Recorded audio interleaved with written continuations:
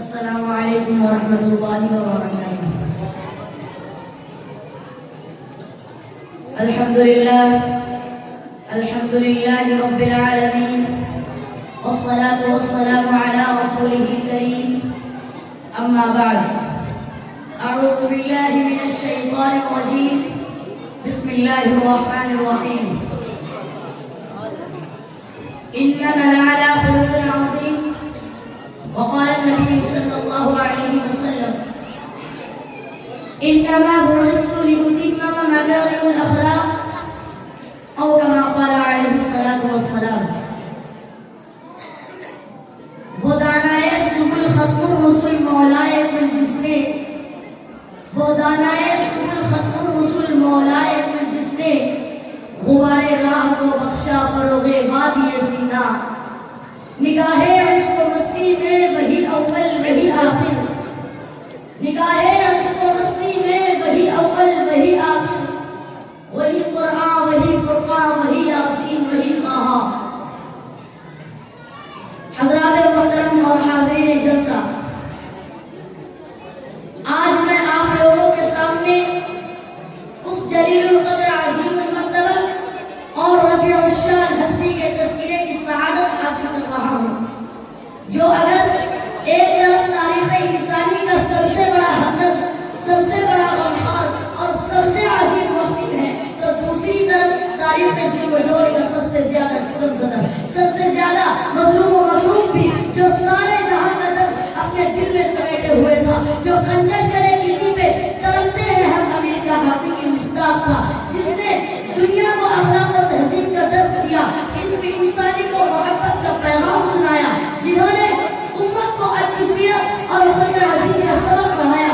لیکن میرے عزیز دوستو، میں حیرانیت کے سمندر میں غرق سرگرداں و پریشان ہوں کہ اس قریب وقت میں ایسے عظیم الشان وسیع و بسیط موضوع پر کس طرح لب کشائی کر سکوں، جس کا اسلام دشمن جماعت یورپ کے علماء نے بھی اعتراف کیا ہو، جن کے اخلاق حسنہ پر پیغمبر کا کٹر دشمن مغربی فاصل گارڈری ہیلس نے اپنی کتاب آپالوجی فار محمد اور انگلینڈ کے سب سے مشہور مورخ مسٹر گبر نے بھی اپنی کتاب میں شہادتیں دی ہو۔ ان کی سیرت و اخلاق کو کن الفاظ میں بیان کروں، جس کو خود خالق و جہان کی زبان میں بہت ہی فصاحت کے ساتھ انک لعلی خلق عظیم فرما کر ہمیشہ کے لیے اخلاق حسنہ کا سرٹیفکیٹ دے دیا ہو۔ کن کن گوشوں کو لوگ زبان پر لاؤں، ان کی کن کن خوبیوں کو بیان کروں اور کن کن خصوصیات کو نظر انداز کروں۔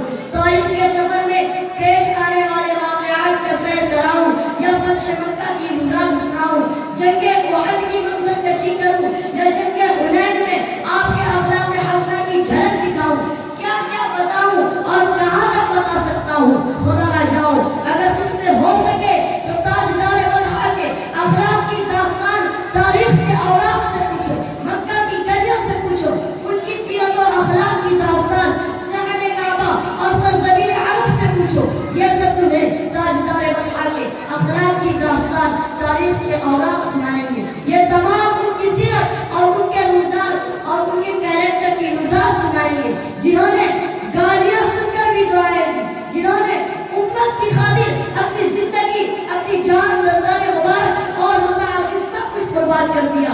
سکوت آموز طول داستان درد ہے ورنہ، سکوت آموز طول داستان درد ہے ورنہ، زبان بھی ہے ہمارے منہ میں اور تابع سخن بھی۔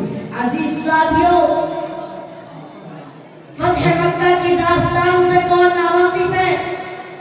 اس دن جانی دشمنوں کے ساتھ پیغمبر کے برتاؤ اور ان کے اخلاق کریمانہ کو کون نہیں جانتا؟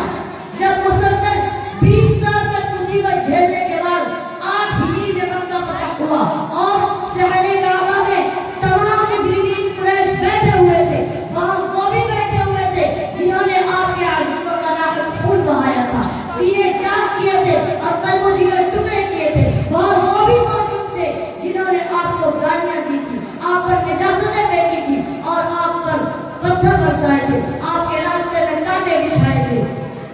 ہر ایک کو ماضی میں کی ہوئی اپنی شرارتیں یاد آ رہی تھی اور آپ کے پیچھے 10,000 خون आशात तलवारें मोहम्मद रसूलुल्लाह सल्लल्लाहु अलैहि वसल्लम के एक इशारे के मुंतजिर थे, एक इशारे के मुंतजिर थे।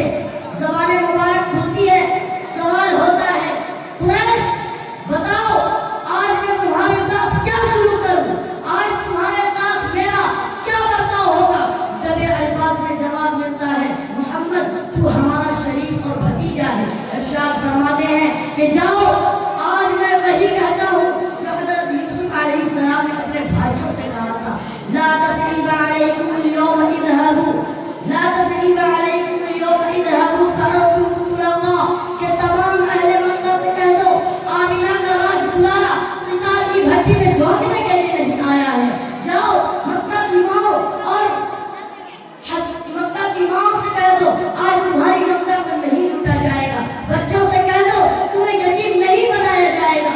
जाओ मक्का की बहनों और हसीनों से कह दो आज तुम्हारी इज्जत और आबरू को दागदार नहीं किया जाएगा, तुम्हारी ओढ़नी नहीं छीनी जाएगी।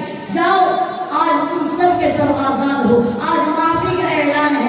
जो काबा में दाखिल हो उसको भी अमन है और जो दार सुल्तान में पनाह ले उसको भी अमन है। ये है मुहसिन आज़म की अखलाक सीरत, ये है ताजदार वतन का अखलाकी पहलू, ये है उनका अमली कैरेक्टर। हज़रात सामईन किराम, क्या तुम पूरी तारीख़ इंसानियत में अखलाक नबवी का कोई नमूना पेश कर सकते हो? क्या तुम पूरे तारीख़ आलम में उसकी कोई मिसाल दिखला सकते हो? नहीं, नहीं और हरगिज़ नहीं। अगर तुम्हें जुर्रत है तो आओ चैलेंज कबूल करो। हाँ, दुनिया में तुम्हें अखलाक और इंसानियत की दुहाई देने वाले सैकड़ों मिल जाएंगे, लेकिन याद रखो अखलाक की बात करने वाले खुद अखलाक के लुटेरे हैं, इंसानियत की दुहाई देने वाले खुद इंसानियत के दुश्मन हैं, पैगाम इस्लाह पेश देने वाले खुद सड़क को पैरों तले कुचलने वाले हैं, रहमो करम का शोर करने वाले, रहमो करम का शोर करने वाले खुद इंसान पर जुल्म करने वाले हैं, अफ़्व गुज़र की बात कहने वाले खुद शर्ओ के साथ के मकसद हैं। हाँ हाँ, आजकल तो कानून बनाने वाले खुद कानून को तोड़ने वाले हैं, इंसाफ करने वाले खुद इंसाफ करने वाले खुद दूसरों का माल हड़पने वाले हैं। और बुखारी शरीफ की रवायत है, इन्ना खयालकुम अहासिनुकुम अखलाका, कि तुम में सबसे बेहतरीन शख्स वो है जिसके अखलाक अच्छे हो। एक रिवायत में है, मा मिन शैउन अक़ल्लु फी मीज़ानिल मुमिन, मा मिन शैउन अक़ल्लु फी मीज़ानिल मुमिन, कि कल क़यामत में मोमिन के तराजू में सबसे भारी और सबसे वज़नी खुल्क़े हसन होगा। एक रिवायत में है, इन्ना मिन अहब्बकुम इलैया व अक़रबकुम मिन्नी मजलिसन यौमल क़ियामति अहसनुकुम अख़लाक़ा, कि मुझे तुम में से सबसे बेहतरीन शख्स और मुझे तुम में से सबसे ज्यादा महबूब और क़यामत के दिन मुझसे सबसे ज्यादा करीब वो शख्स होगा जिसके अखलाक सबसे अच्छे हों।